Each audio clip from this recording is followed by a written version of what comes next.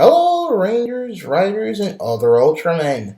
My name is Goku, and not to be confused as Goku. And today, I'll be doing something that most people have already done, yet I decided to do my take on it. Growing up, I loved the Power Rangers, for reasons that I'll probably make a separate video full explaining it. For a guy that has been exposed to the genre of tokusatsu for 3+ years, I've become quite a fan of it. Just like a person being a Whovian, a Trekkie, heck, maybe an Brony. Anyway, this video is the start of something I've been thinking about for months and have been procrastinating on starting. However, after seeing this, I realized that I really need to get my butt in gear and get these videos out before it's too late. Or in this case, the next Power Morphicon.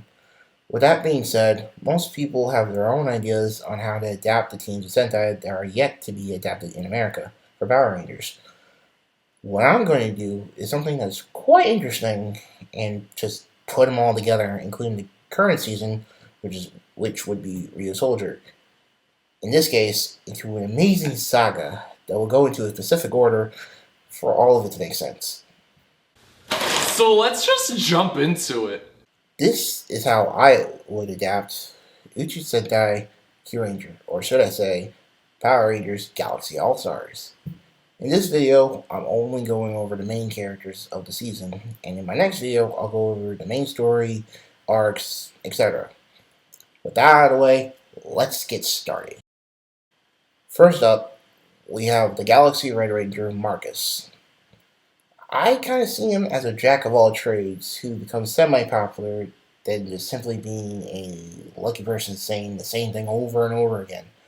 He can do a bit of everything, however, he is not sure how he's able to do it.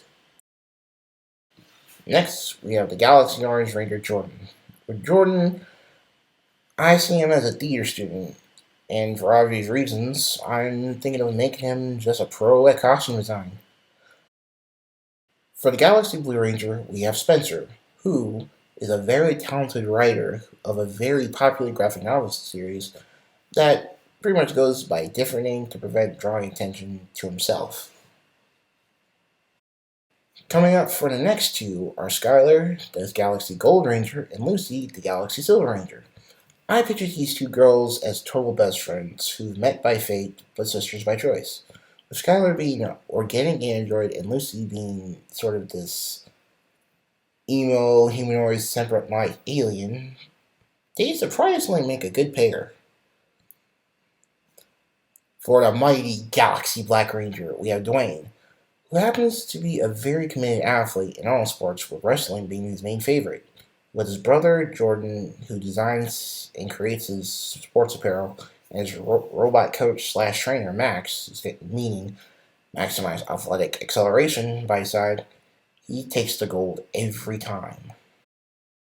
For the Galaxy Green Ranger, I've already determined who Claudia would be from the first time I saw Hammy and Kyuranger.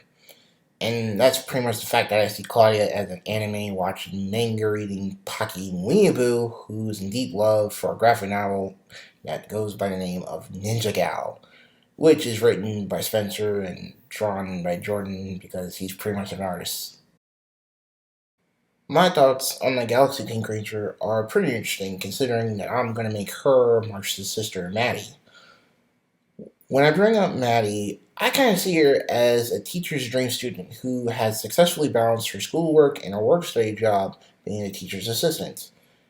However, she's very similar to her older brother, where she mainly has an overactive imagination and who's currently keeping a secret at the fact that she has a boyfriend, which brings us to the Galaxy Yellow Ranger, which would be Gordon, the Galaxy Yellow Ranger.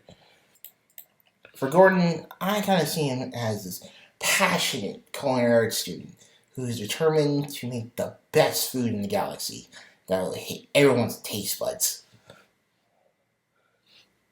Moving on to the Dragonboard alien, who is an awesome Earth history teacher, Dr. Nicholas Fargo, aka the Galaxy Purple Ranger. Oh, dear old Nicholas. Although he's a beloved history teacher, I mostly see him as basically your average teacher who's plain old goofy and tells way too many dad jokes. Next up is the Galaxy Sky Blue Ranger, or in this case, Marcus and Maddie's little brother, Mason. For Mason, I kind of see him as a kind of kid who fully looks up to his siblings ever since their parents got taken away and Marcus and Maddie had to take care of him for most of his life.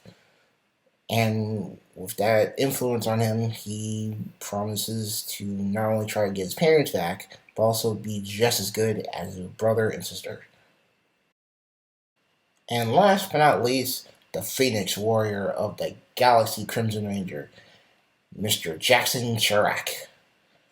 Jackson was the only person who survived a tragic accident who later becomes the first volunteer of a top secret experiment that's referred to as Project OQ.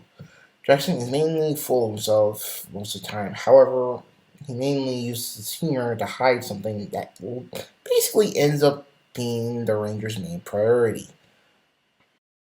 For the next video, I'll focus on the whole story that involves this large group of Rangers. However, until it's posted, I'll leave you with something to think about. I'll be using a major plot hole to make sense of this saga I've created for myself. So until next time, may the power protect you.